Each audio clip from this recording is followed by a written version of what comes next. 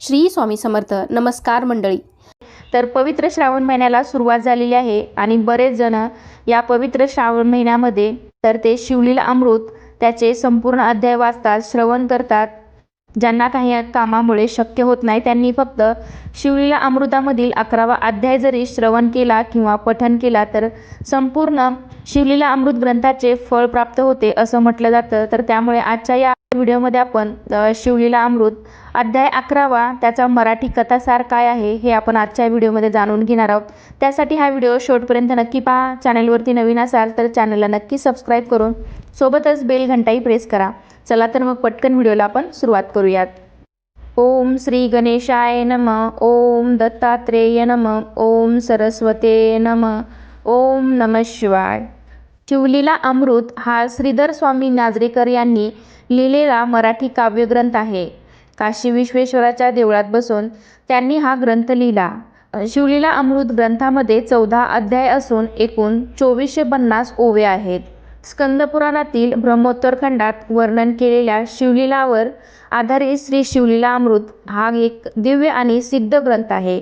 भगवान शिवशंकरांच्या अनेक कथा, शिवभक्तांसाठी विविध व्रतवैकल्ये, उपासना, स्तोत्र, महादेवांचे जप तसेच आध्यात्मिक बोध या सर्वांनी हा ग्रंथ परिपूर्ण असा हा अतिशय सुगम आणि रसाळ भाषेत लिहिलेला हा ग्रंथ आहे. या महान काव्याचे रचनाकार श्रीधर स्वामी कवींवर विद्यादेवता शारदेचा वरदहस्त आहे हे सहजच जाणवते. प्रत्येक अध्याय शिव उपासनेबरोबरच विविध प्रकारच्या भक्तांची ओळख करून देतो. प्राचीन काळी नैमिषारण्यातील यज्ञसत्रात शौनकादिकांनी प्रार्थना केली असता महामुनी सूत त्या सर्वांस शिवमहात्म्य सांगू लागले. त्या संवादावर आधारित या ग्रंथाची रचना केली गेली आहे. भगवान शंकर यांना भस्म आणि रुद्राक्ष खूप प्रिय आहे. या अध्यायात एक अशी कथा सांगितलेली आहे. महानंदा नावाची एक वेश्या होती. तिचे काही नियम होते. ती ज्या पुरुषाकडून धन घ्यायची आणि 3 दिवस त्यांची पत्नी म्हणून राहायची. एकनिष्ठ पती होते यासारखी त्यांची सेवा करायची. तिने कोंबडा आणि माकड पाळले होते. त्यांच्या गळ्यात रुद्राक्षाच्या माळा तिने घातल्या होत्या. त्यांना ती भस्मसुद्धा लावायची. त्यांना ती नाचायला बोलवायची. ती शिवभक्त असल्यामुळे शिवलीला पुराण श्रवण करायची. तेव्हा ते दोघे कोंबडा आणि माकड शिवलीला पुराण ऐकायचे. तिची भक्ती बघून भगवान शंकरने तिची परीक्षा घ्यायचे ठरवले. तिच्याकडे ते सौदागर बनून आले.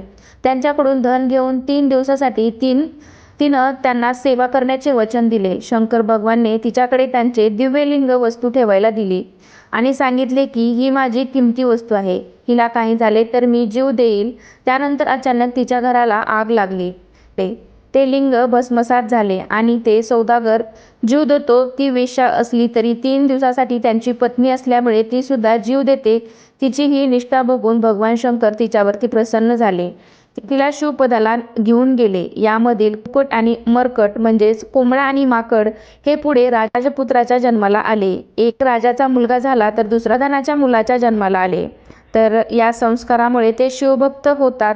त्यांच्यामध्ये असलेले वैराग्य बघून राजा व प्रधान यांना चिंता वाटते. हे पुढे राज्य कसे चालवणार म्हणून ज्योतिषाला बोलावून त्यांचे भविष्य बघितले जाते.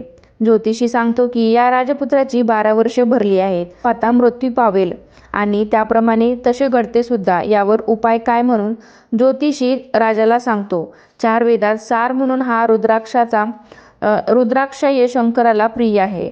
जप तप ध्यानापेक्षा महत्त्व असलेला हा रुद्राक्ष श्रवण पठण करा.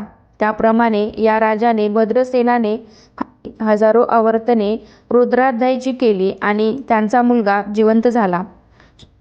शिवलीला अमृत त्यामधील हा 11वा अध्याय म्हणजेच रुद्राध्याय रुद्राक्ष आणि भस्माचा महिमा सांगतो.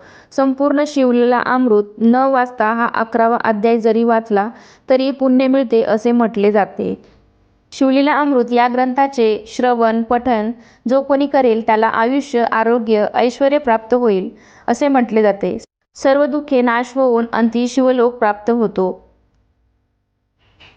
शिवमंत्र, रुद्राक्षधारण, रुद्राध्याय, प्रदोष, शिवरात्री, भस्मधारण, शिवकीर्तन या सर्व मार्गाने नेहमी शिवभक्ती करावी. हा ग्रंथ जो भक्तीने श्रवण पठण करेल त्यास शिवशंभो शिवशंभोंची कृपादृष्टी राहील.